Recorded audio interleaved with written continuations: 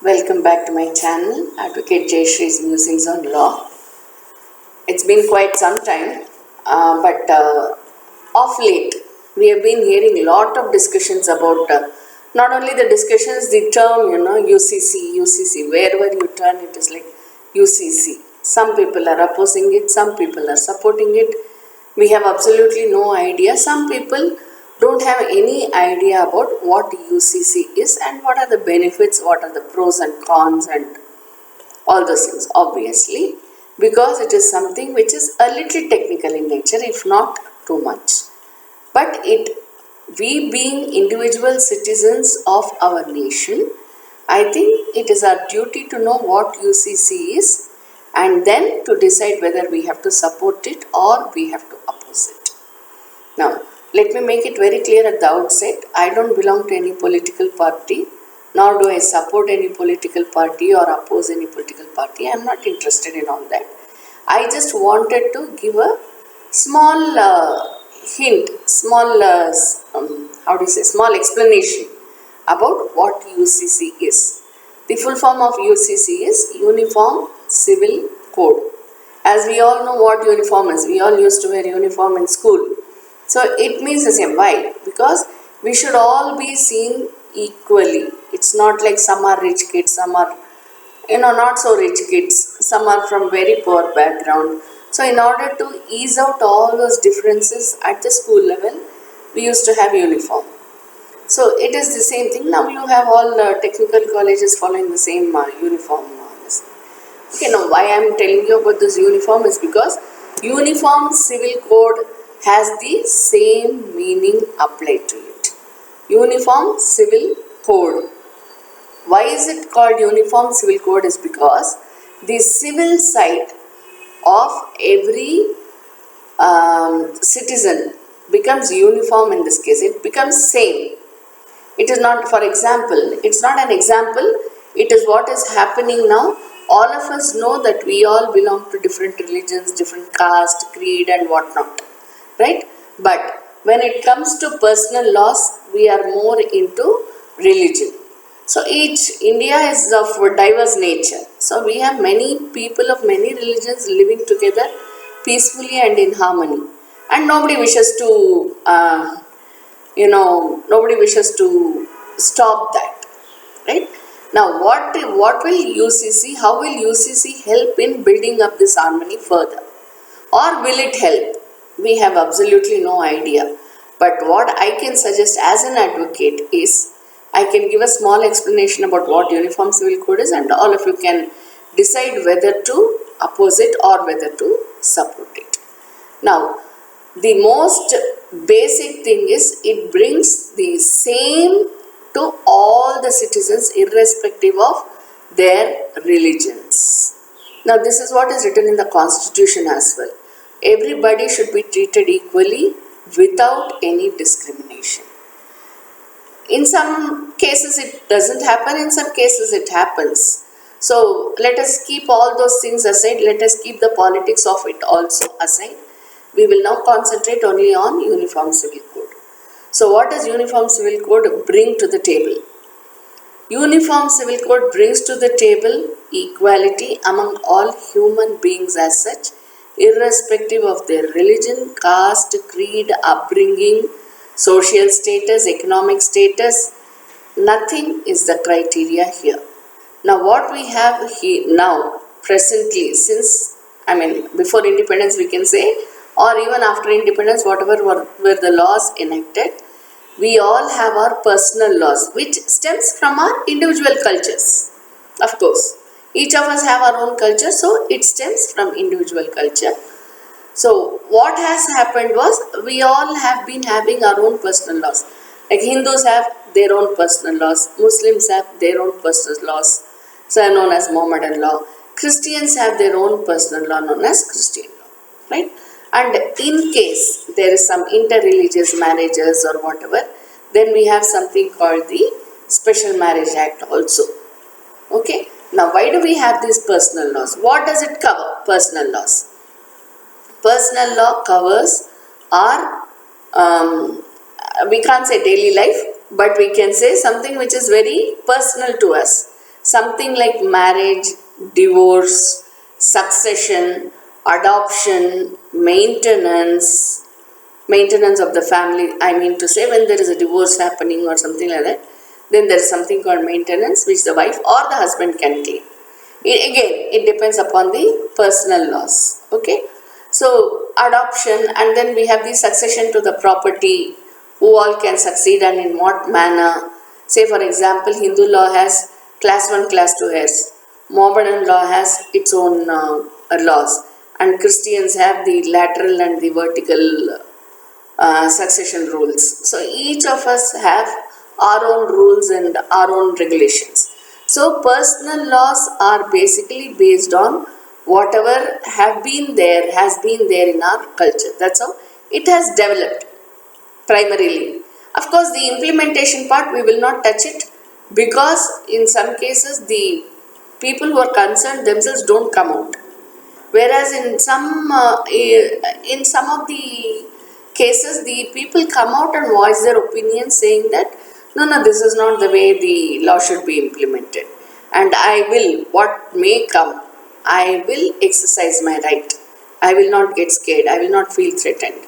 So it depends upon each individual, irrespective of their religion, again, or social status or economic status or whatever it is, materialistic. Okay, so whatever are the man-made things, it doesn't depend on that, it depends upon the human beings. Whereas one basic thing which depends, see, when it comes to personal laws, each of us have our own personal laws. Obviously we would like to go to only those advocates who are well versed with those laws, obviously.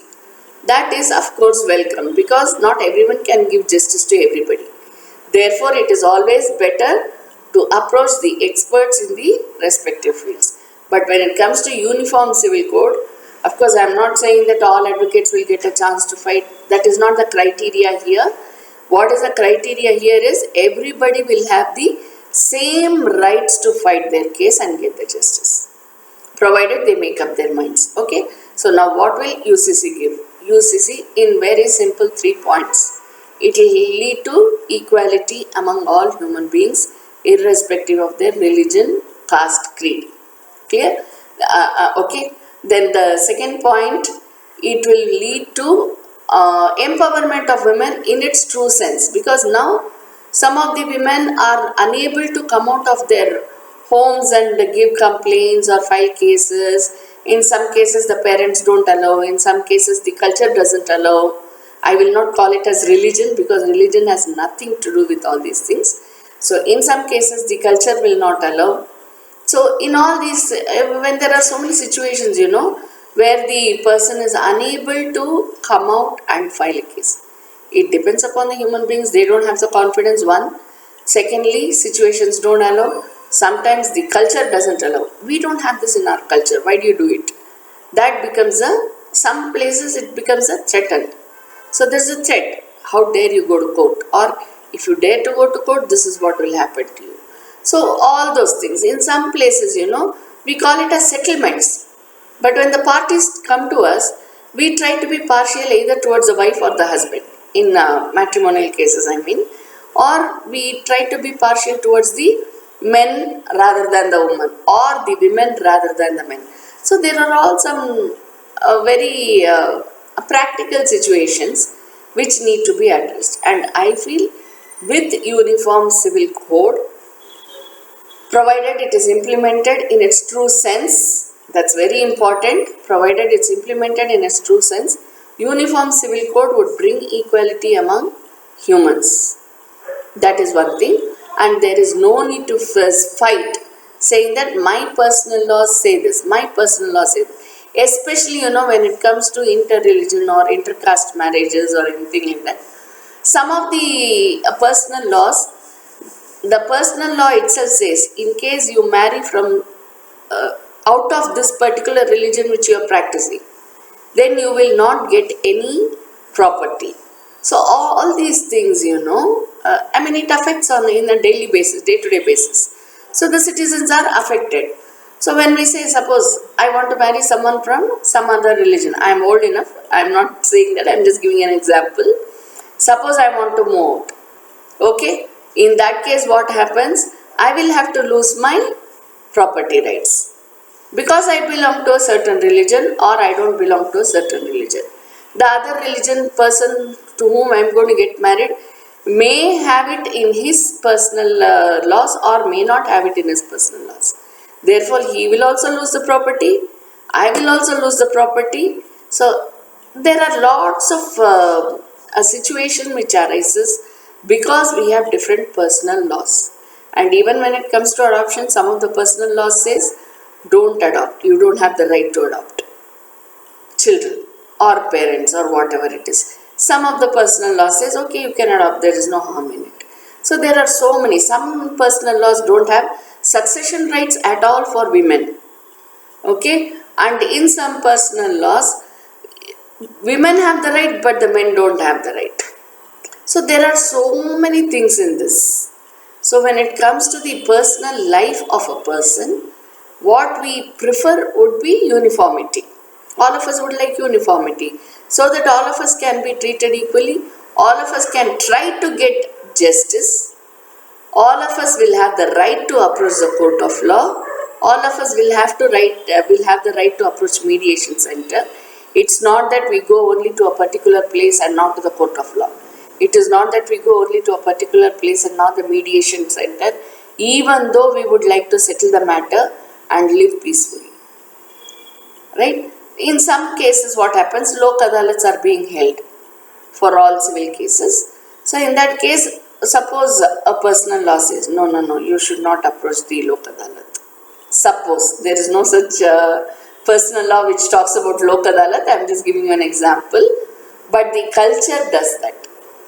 Our culture doesn't allow people to go.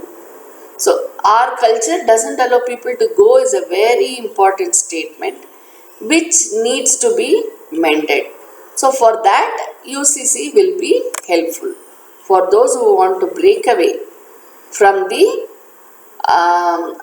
norms which are there and would like to get uniformity along with all the other human beings. For them, UCC would be a good choice. But again, once again, I wish to state that it depends upon the implementation. And what are the cons? As far as we go to the cons of what is UCC, I don't see any cons. We see pros, but we don't see any cons over there. The only con which I can see is only the implementation part of it. The implementation should be good. As is always there, law is excellent in all countries. The implementation should be equally good and sincere. That's it. So, let's see. You can just think it over and then plan whether to oppose the UCC or whether to support it. It depends. All of us have our rights. All of us have the right to choose whatever we want. So, there is absolutely no compulsion regarding this. It is just the suggestions which are invited from all citizens because it affects our personal lives. So, all the citizens are free and the last date for this UCC is July 14. So, if you want to support it, you can support it. If you want to oppose it, you can oppose it, giving reasons so that the government can take a particular stance on this. But let us not keep it in abeyance, since it has already been in abeyance in so many decades, I guess.